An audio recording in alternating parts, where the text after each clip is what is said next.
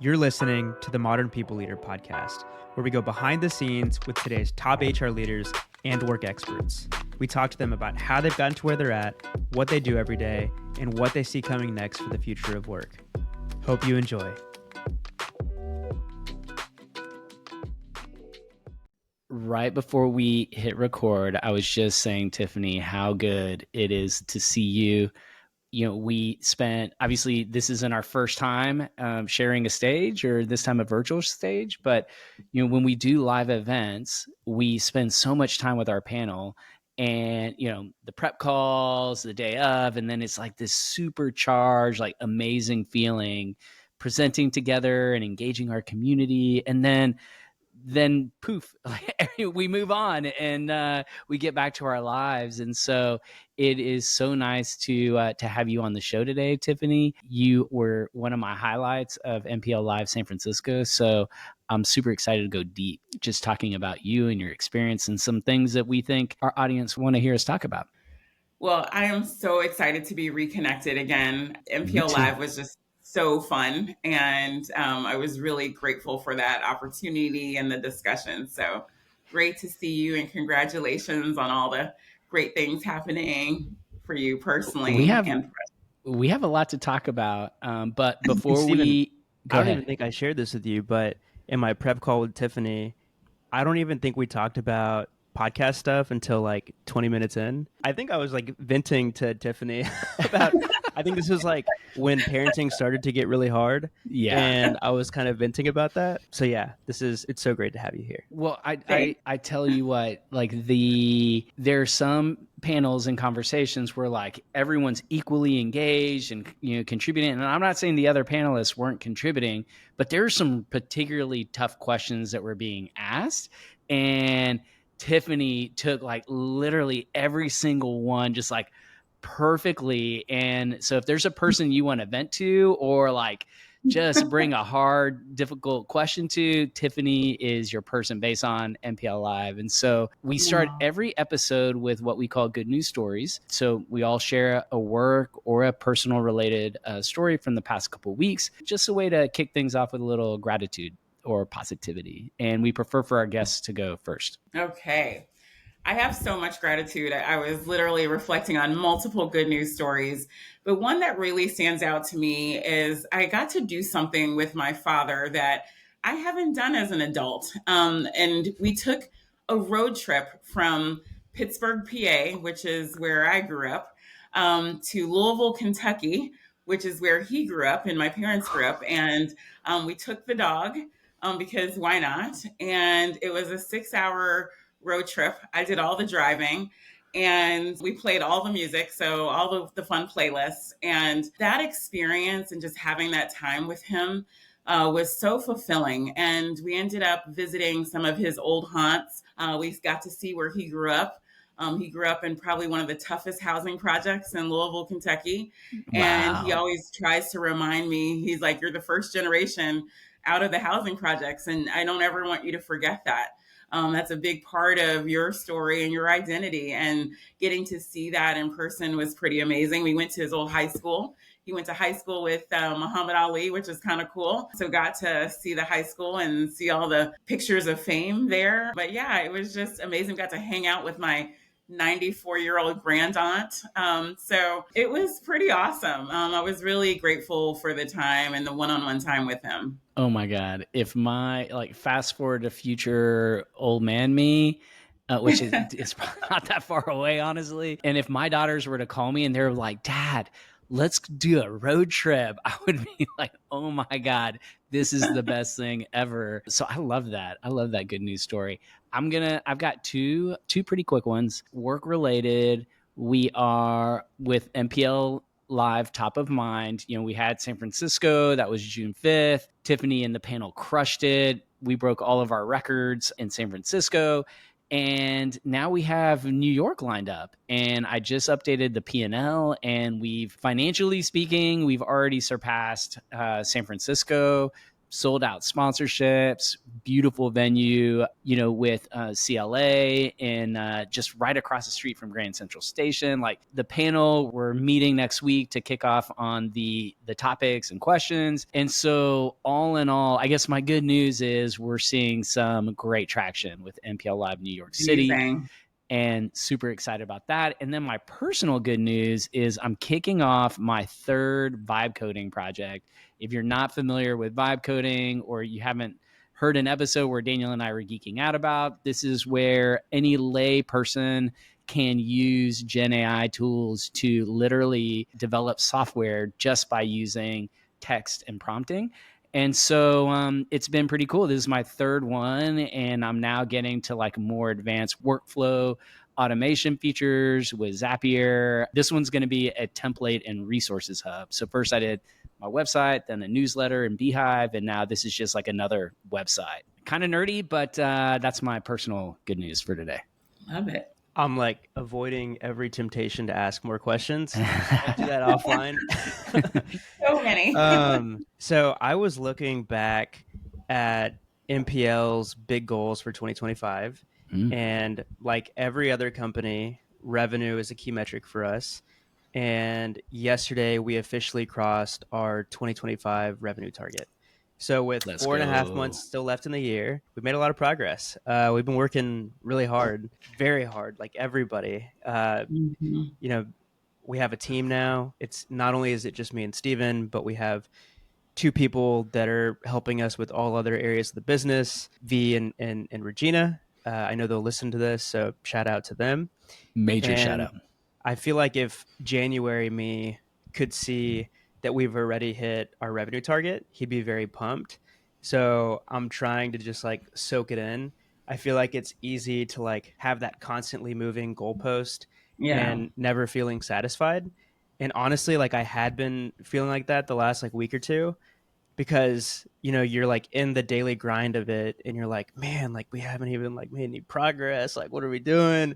And then you look at the metrics, you're like, wait, hold on. Like we've already hit our 2025 goal. So that's my good news. That's great news. Yeah. It feels like we're just getting started in a weird way. We've been doing this forever, but also just getting started. And so, Tiffany, the next question, this is what I call the Brene Brown question. And I'm so interested to hear this because I couldn't join the prep call, and we can't go into this level of personal detail for MPL Live conversations. And so, walk us through your story. Like, I'm so curious about the Tiffany Stevenson journey, all the ups and downs, the twists and turns, how that led to you leading people, amazing brands like Sephora, Weight Watchers, and now doing the work you're doing. We've had a lot of chief people officers come onto the show.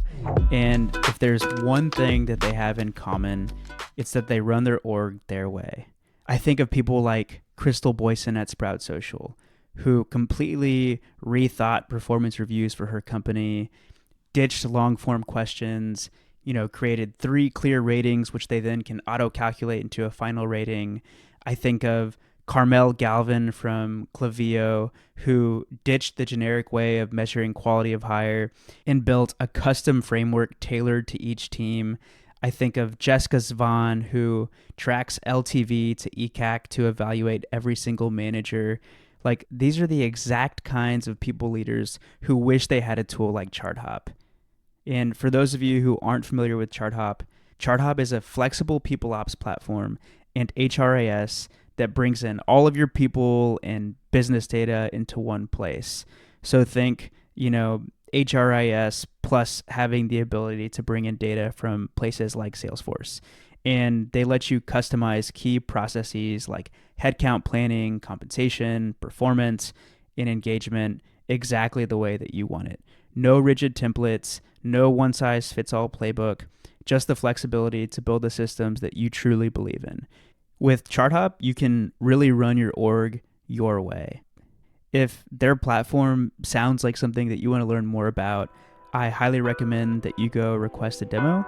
Just go to charthop.com and make sure to let them know that we sent you.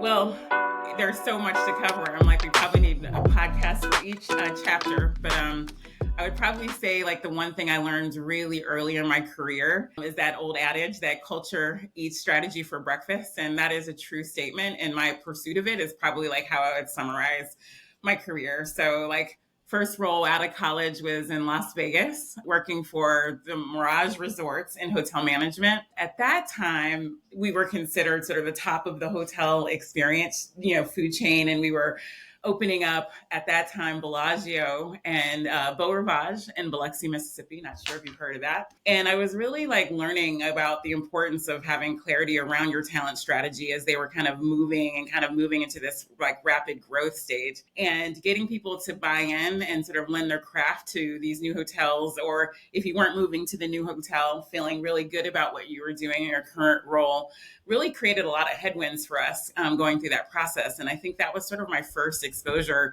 to really understanding the importance of having that alignment between your people strategy and your business strategy. And I got so, excited and interested in learning more about that I decided to go to graduate school and kind of study this and trying to figure out how I could build a career around it. I've been so grateful that I've been able to be a part of organizations, as you mentioned, where I got to really dig into this with a lot more focus and taking them through different seasons in their company trajectory. So the biggest stint that I did was at Sephora. So I spent about 12 years there, really focusing on, I know, it's like I said, I went from like first grade to 12th grade. Yeah, I was, and I'm that old.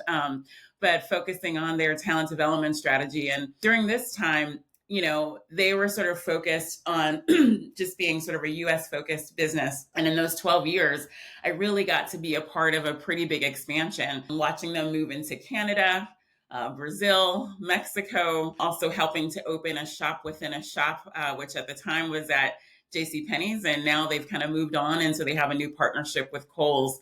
But just sort of watching that expansion and being a part of that from a talent development perspective, and getting to work with leaders when they were earlier on in their careers and focusing on development, including their current CEO, who I adore, Artemis Patrick. But getting to work with her earlier in her career has been just like such a highlight to be a part of that talent development process. But I went from sort of doing that for the 12 years to moving into my first tech role. So moving over to Box, and I spent time at Box leading their talent programs. And Box too was going through a lot of immense growth. They had recently gone public, and so they were kind of like, what is the grown-up version of ourselves, and how do we think about that talent practice and the culture that we want to really maintain? And so I got to do that with Aaron, who is an incredible founder and CEO, and did that for a while. And then I took my first CPO role at Patreon, which for those of you who are not familiar with Patreon, it's a subscription community and payments platform for creators who want to connect with their fans. And that was such an incredible experience working with Jack and team, really thinking about how you kind of mold culture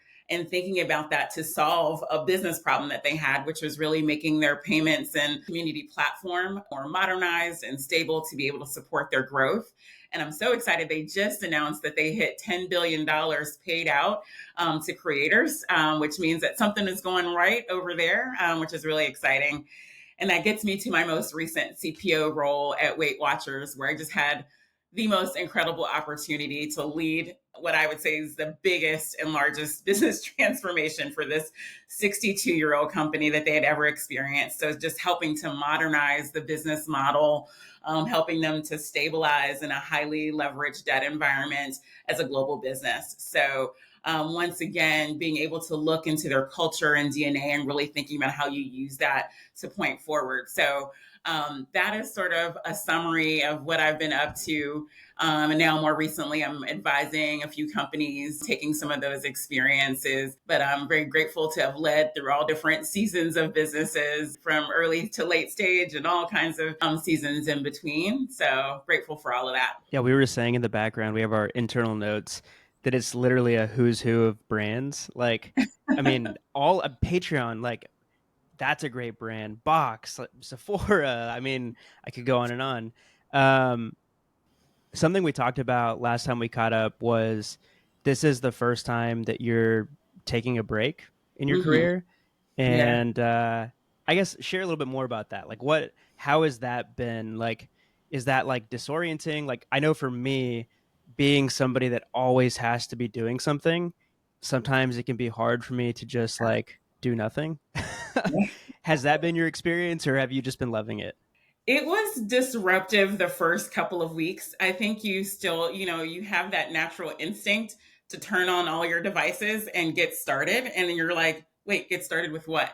So it was a transition on the front end. It took, I would say, probably a couple of weeks of remembering that that's not your reality, to kind of get you out of that. And then starting to think about, what would you do if you had more time? And I think that that is a question that, I'm grateful for the opportunity that I had a chance to really think about, because I went from, probably I could have spent my whole days watching, Judge Mathis and Law and Order reruns, but kind of got to a place of like, wait a minute.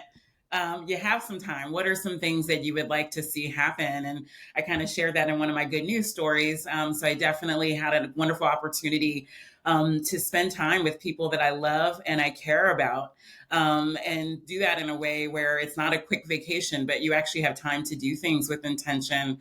But I also decided I wanted to get board ready. And so I went through a board readiness program. And the recently cool thing I did was take a class on executive compensation. I did an immersion. Ooh. So I think this has been a wonderful experience to think about what you can do when you have a minute to kind of pause and reflect, and what would fill your batteries, and making sure that you're kind of spending that time that way. So I went from probably the like do nothing to like, I actually have a pretty structured schedule these days. And so what's next? Sounds like you've taken some time to reflect and hang out with people you love, doing the road trip with your dad. And then you kind of like ramped it up and you're like, all right, I need to get back into learning and, learning about things that fill my buckets. And like, what's next? And are Yeah. you still going to be in that phase for a while, or do you have an idea? I think I will continue up until I'm in my next opportunity. And so I still have a list of some topics that digging in. So AI is another one I'm starting to dig in on now, and corporate finance. So I have a couple more topics stocked up that I'm going to be spending some time doing. And I'm still doing advisory work as well. So yeah, I'm trying to continue to stay in this learner mode until I jump into the next thing. But I have every intention of jumping into the next thing. And the next thing being another chief people officer role. Most likely. Okay. Yeah. Yeah. I mean, to not have we'll a all stay posted. I just see free agent, like a highly sought after free agent sitting in front of me. So I have my own feelings on how it'll all play out, but super good. exciting. And I think that, I've had some pockets of time like this, and what a blessing to just have, and what a privilege to have just time that you literally can do nothing, or you can do everything, and just the journey. It's funny with kids, my daughters will use the B word a lot. They'll use the word bored. And, our view is like, being bored is a good thing. Like, that is actually good. Like, figure it out. Like, I'm not going to tell you what to do next. Just like, exactly, do something. And I feel like I had to like, apply that feedback to myself. And when I had those pockets of time, like, just figure it out, Steven. So cool to hear what you're doing. Well, there's probably been a lot of time to reflect, and so where we want to start with is the role of the CHRO, and a comment that you made in the prep call that being a CHRO right now is harder than it was during the pandemic. And I just just saying, reflecting on the pandemic sent like chills down my spine, because it was just so horrible there for, I was going to say a minute, but that was minutes. And today, so to think that like today that it's even harder, like it's telling. And so, tell us more. What's behind kind of that point of view that, it's really tough being a CHRO right now? Yeah, I was really reflecting on this whole topic of sort of what makes the role hard. And I had to go back in the Wayback Machine. And I remember thinking that the pandemic was literally the hardest transition that we would see in our careers. And I remember telling people that the P in CPO stood for Chief Pandemic Officer. And never did I expect to have to become like an expert in antigen tests and selling the importance of washing your hands. But, there we were in that moment.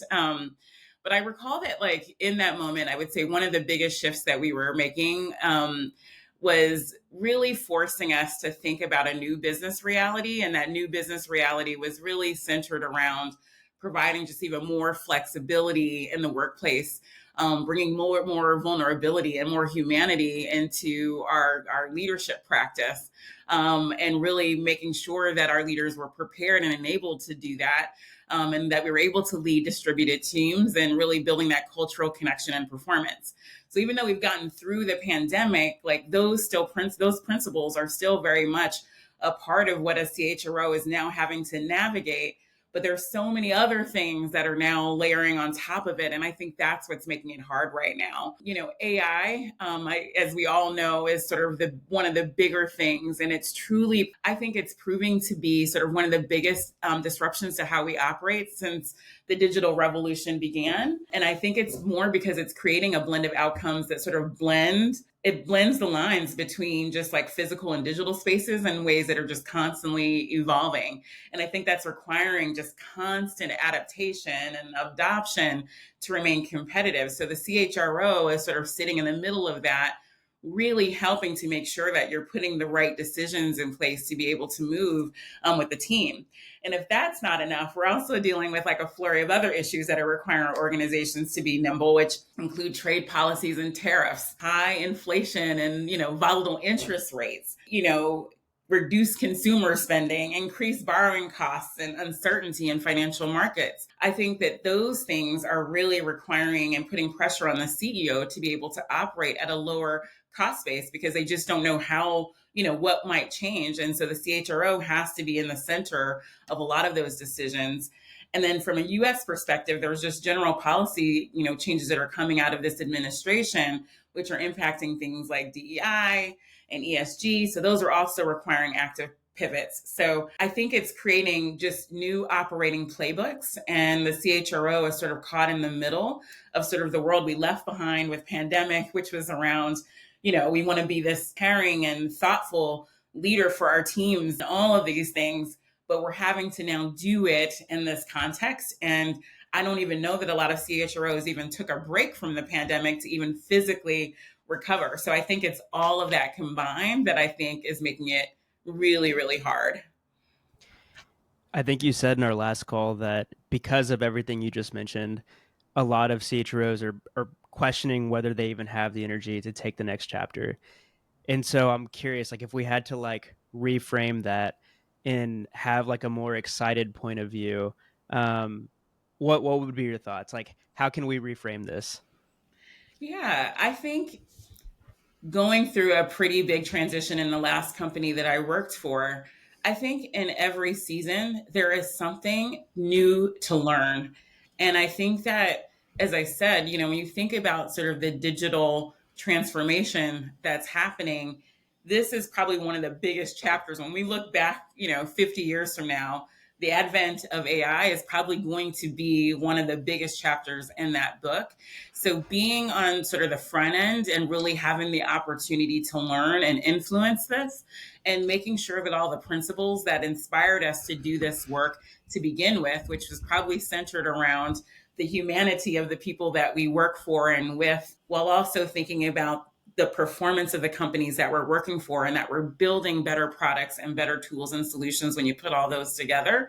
Just being a part of that, I think, is an important thing to have in all of our respective portfolios. And so I think that the good outcomes that will come from how we want to run and lead companies in the future are going to be really influenced by the work that happens over the next 5 years. So I think being a part of that, honestly, is like very inspiring. But it's hard, and everyone needs to take their collective breath because it's not going to be easy. I haven't shared this with very many people, but it's something that I've talked a lot with Daniel about. And because of the way how you just reframed this opportunity that I believe to be out there as well. I felt it was I feel like it's relevant to share with you, with y'all in this conversation. And that is, this is once in a generation type of change to the way that work gets done. And I have a whole thesis and that I've shared with Daniel and I've shared with others. And it's a collection of like my past experience, having seen multiple cycles over the last 25 years and how HR has responded or hasn't responded. Part of it is like what we hear in these conversations with HR leaders. Literally, this week we have 3, last week we had 4. Like, this isn't a small sample size that we're talking about. And I have been increasingly thinking about ending this kind of chapter as an entrepreneur. I've been an entrepreneur for targeting HR for the last 12 years. And honestly, I haven't thought about going back in-house once until now. And it's what you described, AI transformation is, I believe, will be one of the biggest chapters, in the history books when we look back on how work gets done. Industries, economies, everything, I think, will change because of this.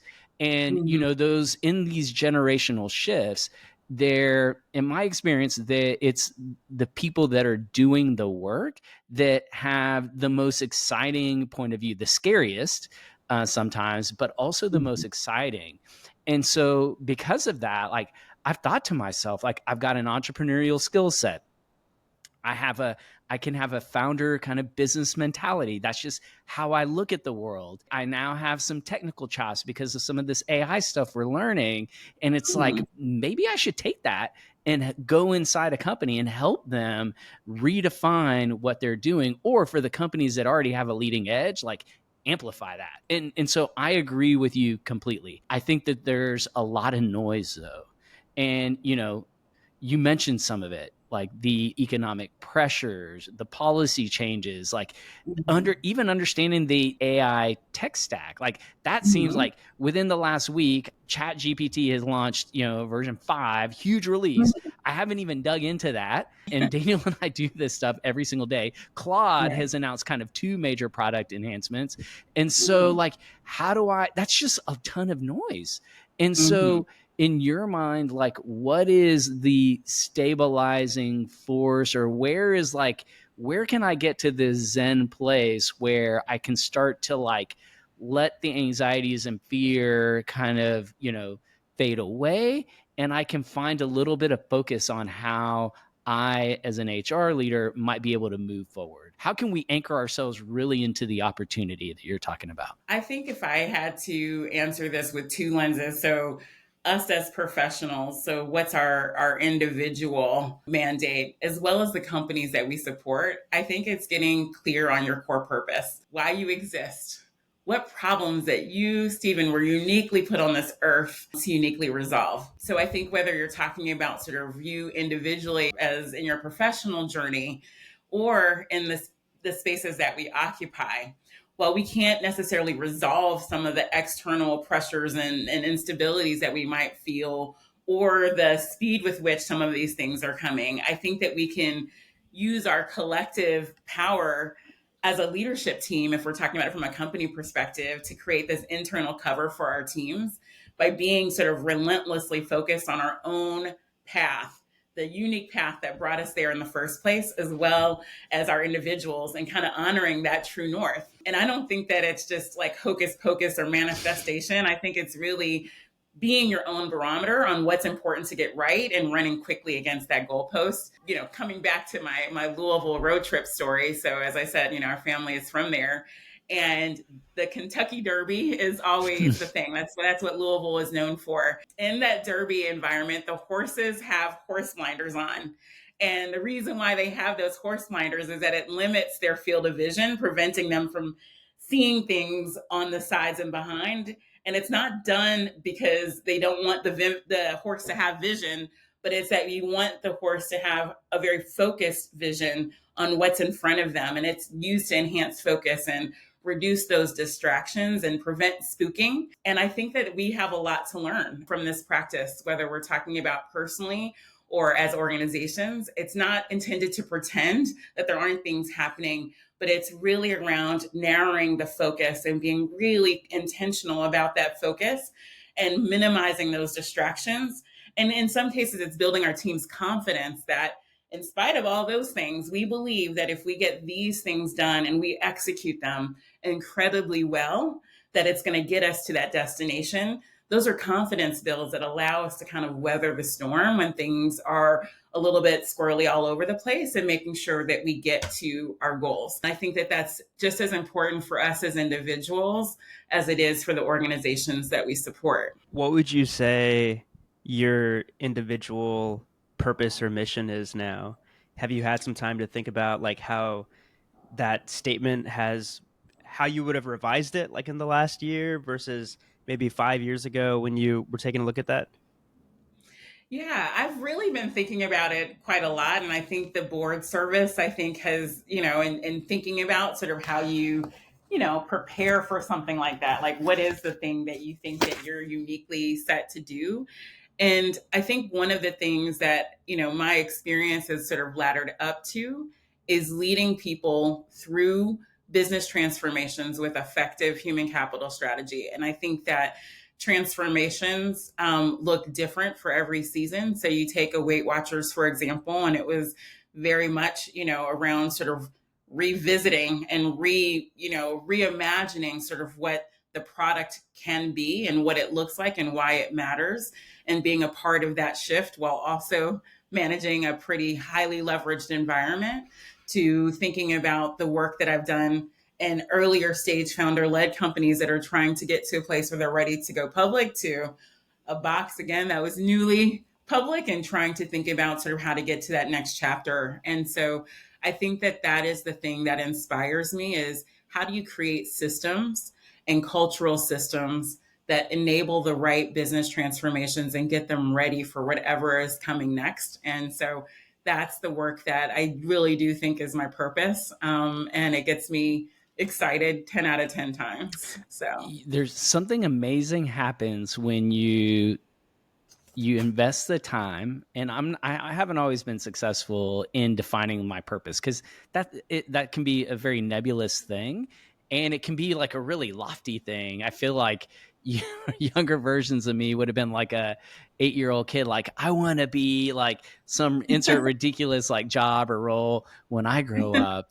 And my purpose today is contributing to this future work design, and in a way that keeps it humane.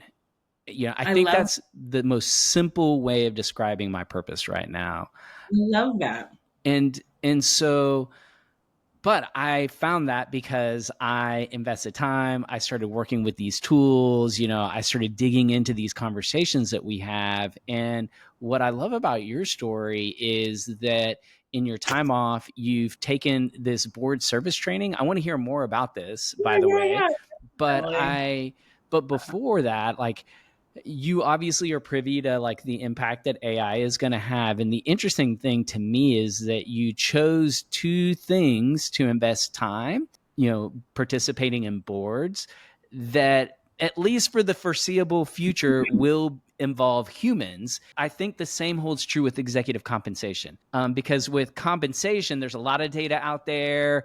There's, there's benchmarks, there's, survey data, but exec comp is kind of its own unique thing. It's, Indeed. art, as much art as it is science. And so I do believe humans are going to be involved in things like exec comp. And so was that by design, or was that just like happenstance? Like, I'm just curious before we jump in. Yeah, I mean, I think this idea of, if I believe that my superpower is business transformation, Mm-hmm. I think the way that it will always be approached, because of who I am as a person, is always the human-centered part of it. I think that getting people inspired to contribute at the top of their license and getting excited about being, a part of that mission and that company's history and their evolution and where they're going, means that we're thinking about their needs, their experiences, as we are also thinking about the effectiveness of the business strategy and where we're going and where we're headed. And so my excitement around sort of the board readiness was thinking about in that boardroom, making sure that there is that representation that's looking at all of those puzzle pieces together. I think that from my own personal development, thinking about my next CHRO tour, I think it's also bringing all of those practices into sort of the key decisions that we're empowered to make, particularly in light of all of the changes and shifts that are happening. And so, yeah, my excitement around each of these topics is just making sure that I'm able to support that the transformation of that business wherever it's heading with the widest range of tools. And so it's been so fun being a student again and just getting an opportunity to match good practice with, things you've already lived, but also being able to learn. And what was cool about this class, so this is a total side note, I was the only CHRO in this program. It was all total rewards leaders. And I thought to comp myself, committee, like, because of the comp committee. Yeah. Yeah. And I was like, wow, what a great opportunity for other CHROs to be a part of this. Like, we typically hire an incredible total rewards leader and give them the runway to be a part of like a lot of this work. But how amazing it was to kind of sit and walk through their eyes of how they are looking at some of these key decisions and how I could be a better partner to them, and certainly from a board standpoint. So from either vantage point. So, like, tell me more. Like, what is board service training? And I wish I had known about this, before I became a CEO, because, like I said, I just went into a lion's den, and I wish I had had some form of training. So, tell us more about the training. What was involved? And there's several programs out there. So I definitely encourage people to take advantage of them. This particular program was an eight-week course that was really focused on all aspects of board service. So it takes you through governance, being able to think about the different, places and roles in which a board member is able to provide their advisory work. So what does that look like? What does that look like for private companies versus public? And then they also are, I think, helping you think through a little bit around what are some of the unique challenges that a company is going through in their different stages, and what are some of the ways in which that you can help support management. One of the adages that I love is eyes in, fingers out. And I think that thinking about your role less as an operator, but more as sort of a futurist, and being able to help make sure that you're upholding sort of the needs of the shareholders and the company itself, but thinking about it from a place not of operating, where you get in and actually do all the decisions, but really making sure that from a governance perspective, you're helping the management team think through what are some of the potential things that would be coming around the corner, and making sure that they're being addressed in a way that honors those commitments. And like I said, I think it was very transformative. And I think no matter where you get the training, there's lots of different ways. And this program I did was through Santa Clara University, but I think there are a lot of great programs that are out there that I think help you think long on that work. And it was really exciting to be a part of. One of the things you mentioned to Daniel was that you felt like you had previously undersold your contributions as CHRO. Tell me a little more about that.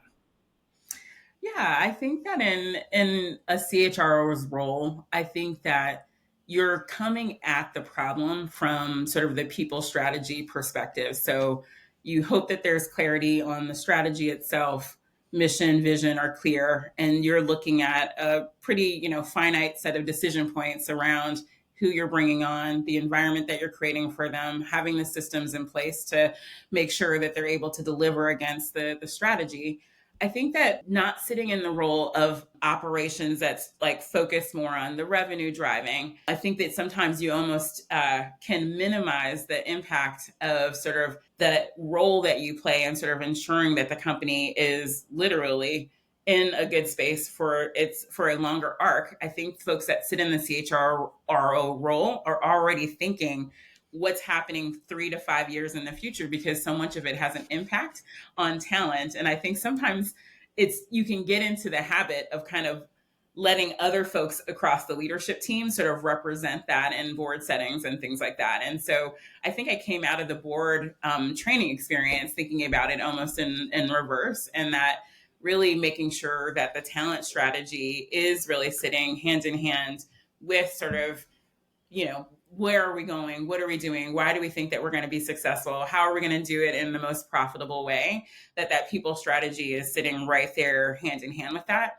It's not that I didn't know it. I just think that sometimes it's easy as a CHRO to almost minimize the impact that actually has. And I think in board settings, I think board members at times can be very focused on whether it's the product or strategy, that they're not always thinking about that. And so I think that this was sort of a good reminder of sort of the importance that representing sort of the fuller story to the board puts the board in a better position to be able to make sure that they're making the right decisions in support of where we're going. And I mean, you have only to look at like the executive succession plan. Like there's so many topics that you can dive into, or AI. You literally could pick any of these topics, and you know that there is a talent piece to that are also working together to help drive the outcome. So that's my 2 cents on that. But again, it's not that that wasn't clear, but I think it just kind of reframed that for me in a way that I just want to make sure in future opportunities that we're thinking about how we're always presenting that fuller picture. As a part of the board service training, was there any guidance around how to get picked for a board, or like how to even like get your name in the mix to be in a board? Or was that not covered in this? It's so interesting. It's like this is part of the experienced CHROs, like the playbook, because Yeah. we often, like in these conversations, we'll hear from people who are saying, "Yeah, I'm looking for board opportunities," or "Oof, Yep. yeah, I really want to get involved in this other board or nonprofit." So, great question, Daniel. Yeah, so they absolutely talk about it. I think that one of the things that is really important, I think there's two things. I think one is making sure that you're going on your own journey for preparation for board service. So I definitely think one of the challenges that I think a lot of us have is that we have that operator mindset. And so we almost come at it with like, here are the set of things that I do, and this is how I work through compensation. This is how I work through these topics. I think what was amazing about going through the training is thinking like a board member thinks with a much longer time horizon, thinking about a lot of variable factors that kind of go into the overall health of an organization, and making sure that you're personally feeling really prepared to be able to represent those. So I think there's a personal part of this journey, but then in terms of like how you then start to position yourself for board service, a lot of it comes down to networking. So I think making sure that that you're starting to contact the search firms who are doing a lot of the board placement, thinking about maybe board members that you already know. So you could start with the boards that are a part of the companies that you're already a part of, and letting them know that you're interested in board service, and thinking about ways that you might be able to network with other folks so that you can think about your own board experience and how you might be able to get that. And then I think the other thing that was also, I think was really helpful was also thinking about where you would like to serve and what types of boards would be the ones that you'd be interested in. So thinking about which industries you're interested in and why, thinking about which committees you would potentially like to serve on and why, and making sure, again, that you're ready to kind of present all of that as you're getting ready for your next opportunity. So I think that there's a lot on sort of the personal prep side, and then I think building your network. And that just sort of keeps you top of mind. So when the opportunities come, you're thought of for that role.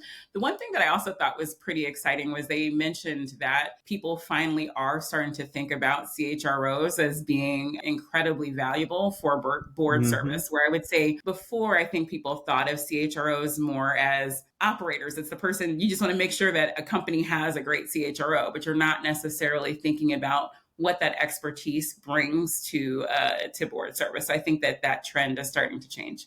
So this might be a dumb question, and maybe there are like 100 iterations of what the response could be, but like, what does the makeup of a board typically look like? Like, I have an idea in my head because my older brother works in private equity, and I know that he sits on the board of a few companies. So I imagine that you're placing at least like one or two people from the financial backer. I picture the CEO probably being on there. Like, who else are you typically asking to be a part of the board? Yeah, I definitely, it's everything you said. So I think that and it depends on sort of public or private, but I think that there's definitely, it could be, there are independent seats for sure. And then there are some that are selected. And the version of that sort of comes from a variety of places. One is looking for specific types of expertise. So you might be looking for folks who can help solve specific types of problems. So I think people tend to really gravitate towards CEOs because they have sort of gone through sort of the breadth of expertise that might be able to help guide. There's some, board service roles that you might be selected because of your industry expertise. So they're trying to move in a particular industry and they want to make sure that they have someone who represents that area of expertise. And then there's functional expertise as well. So you might find folks that you're trying to, and that's where I think a CHRO can be incredibly valuable. But thinking about like from a comp committee perspective, someone that can actually understand compensation design and be able to help drive and make effective decisions based on that and performance measures. So I think that your background can definitely vary, but I think they tend to gravitate towards CEOs, COOs. And then I think on top of that, you would layer in the functional expertise, and those tend to be the types of profiles that gravitate. But the nominating and so the NomGov committee essentially is the one that's sort of looking at that, doing a capability assessment of the board, looking for what those new opportunities, capabilities are. And then they use that to go and do the searches. So I'm excited to see, again, that seems like CHROs are actually becoming sort of an area of expertise that boards are starting to gravitate towards, not only just for compensation, like I think that that's such a limited way to view what a CHRO brings, but also being able to look like if you're moving into different countries or you're starting to think about AI, bringing on folks who've had to make some of those key decisions. I think that there's so many areas where a CHRO is able to lend expertise. And for the people leaders that may not be brought into their board meetings or just haven't had the opportunity, I'm just curious, what's a misconception maybe that you had or that other people in your cohort, like, are there any blind spots or just like, oh, that was a little different. Like I had that experience as a CEO. So I'm just curious as an HR leader, based on your experience or based on kind of what y'all walked through in this training program, like, what would you say, what advice do you have on like any misconceptions going into this kind of role?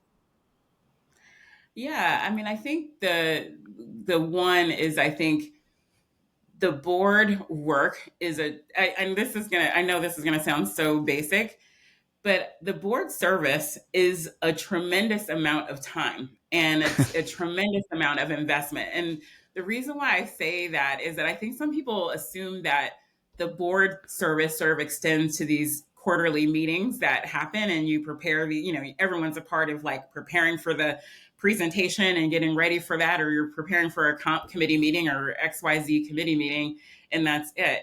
But there is a tremendous amount of work that a healthy board is doing throughout the year of staying connected and making sure that they have enough information or being reached out if there are specific issues that are happening in the company's journey, particularly any bigger issues that are coming up. And so service and even thinking for yourself, making sure that if you decide that you want to be a part of a board, making sure that you have enough time to do all of that work and really get to know the company and really get to know the leadership team, and making sure that you have enough context so that at any given moment, no matter what committee you sit on, no matter what you're doing, you're able to provide the right level of governance and support. So I think that that's probably one big misconception. I think it attracts operators, so people who like to make the call. And I think that in board service, a lot of the work you're doing is influencing the outcomes. So you're using that by asking the right questions and having enough curiosity and thinking beyond just even your industry, but what are things that are happening externally that might be impacting the company, and making sure you're bringing all that into the boardroom. And then I think that just recognizing that, it's really the board collectively, and you're drawing on the strengths to really help make sure that the governance is really happening. And I think that that mutual reliability on your board peers as well as the management team to drive those outcomes, where you're not sitting in that driver's seat, taking the decision for yourself, I think requires a different skill set, and being able to unpack issues, ask the right questions, just to make sure that you have the context.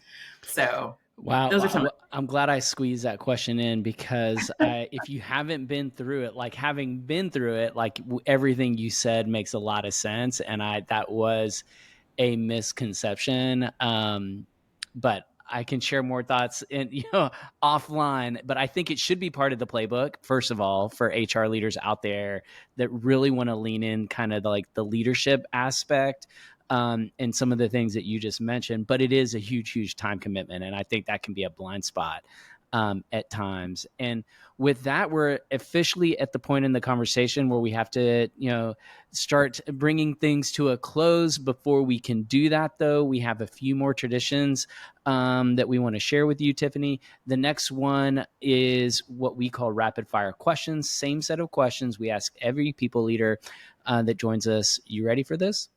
I think so. Cool. You got this. This has been great, Okay. by the way. All This has right. been great, by the way. First question: what's one piece of advice you'd give someone starting in HR today? I would say anything that prepares them for enterprise leadership. I think being equipped to understand the business inside and out, that work is just as important as the HR practices that we're learning, because it allows you to do them in context, and being able to be a thought partner for the enterprise that you're supporting. So I think that is incredibly, I would say, important, a valuable contribution that we make. Getting back to this whole conversation today, I think being able to step into the conversation with the enterprise hat on, I think is incredibly important. I would also encourage, taking corporate finance and some of the classes that just allow you just to have a better understanding of business. So I think that was something that I sort of learned over time. But I think that if I had started earlier with that mindset, I think that it would definitely be a big enabler. Yeah, if there's one thing that's not going to change, it's corporate finance and how you're looking at the business metrics. So I think that's great advice. If your team, when you were at Weight Watchers, were to have given you a superpower nickname, what do you think it would have been? I would say my superpower nickname would be "What If."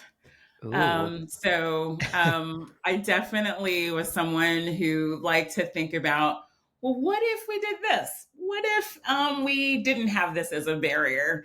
So I tend to like to do scenario planning and think big around possibilities. And even if we get to only 40% of them, I like going through that exercise to see, well, what would need to be true, and what could we do that might make that move a little bit faster, or what might allow us to achieve this particular outcome. So that would be probably something that they would probably tell me. Stephen, what did you used to call that? It was from one of the personality tests that you had referenced. I think maybe Sarah was telling you about it because her company did it, like the Explorer. What did you call that? Oh, I think you're talking about Deloitte's business chemistries, and I can't remember. Yeah. There is a like a pioneer. I can't remember the exact pioneer. one. That's what it was. Oh, the pioneer. Yeah. Next, I'm going to keep us going because we'll easily, with you, Tiffany, we could easily get off track. If you could steal, I'm excited to hear your answer to this one. If you could steal one strategy from another company, what would it be? Any business strategy. Doesn't have to be a people strategy. Any business strategy.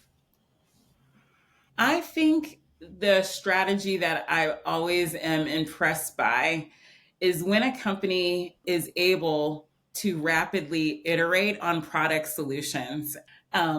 I always get excited when you're out there, you've got a business, and your product teams can take a little bit of like, here's what we're learning, this is what we're seeing, and they can flip it around. And I think that it takes so much talent and expertise and ability to refine and iterate.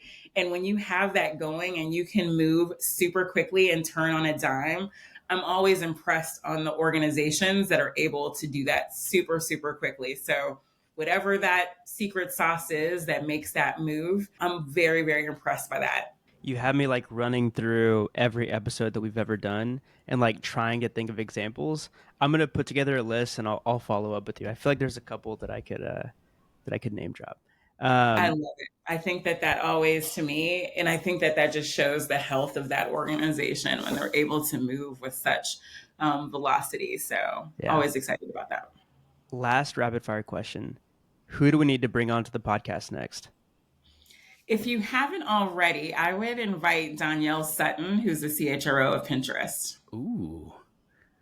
I just had someone reach out to me that they were interested in a Pinterest role, and they're like, do you know anyone over there? And I looked, and I'm not connected with Danielle, but have always been super impressed with what they do. So that would be amazing. And so, Tiffany, that gets us to the end. The final tradition we have, we call it one word or phrase close. We all respond with a word or a few, just to kind of summarize or wrap up the hour and change that we just shared together. And again, we like our guests to go first, or Daniel can buy you some time. I'm thinking about our discussion and where we've landed. And I think core purpose is something that really stands out to me. And I think that how that stands out is like being true to who you are. It enables you to weather the storm, thinking about the many ways that you can contribute, but always staying true to your core purpose. So that's what stands out to me. I'll say perfect timing. Just building off of what you just said. You know, we're constantly having to reinvent ourselves as a business. And as we grow, like there's like always like this next iteration of the modern people leader. And I think it's important for both of us to think about like what are our separate individual purposes and how does that tie to the MPL's purpose and how do we play to our strengths? Which is a convo me and Steven had yesterday. So I think this conversation was at the perfect time. It was a good reminder for me. And both of you, I'm kind of riffing off what both of you have already shared. I'm going to go with, go for it. Like the time is now. There are all these things that I know all of us want to do. And if you want it and you're interested and you're excited about it, like go for it. Like, I feel like, it's like I said earlier, it feels real scary, but sometimes the scariest things have brought me the most joy and satisfaction, and we need to be bold right now. So go for it. It's always the scariest things. Always. Yeah. Mm-hmm. Totally. Wow. Well, Tiffany, this did not disappoint. The deep dive with you was everything I wanted it to be. Thank you so much for sharing more of your time with us. You're doing so many amazing things, and we're just honored that you would spend another hour with us. So thanks so much for joining us today. Thank you. All right. Bye, guys. Bye. Thanks for tuning in to another episode of The Modern People Leader. We really, really appreciate it. And if you enjoyed the show, please leave us a 5-star rating. It would mean the world to us. And connect with us on LinkedIn. We want to know what you think about the show, and you can find links to both of our profiles in the show notes. Thanks again for listening, and see you on the next episode.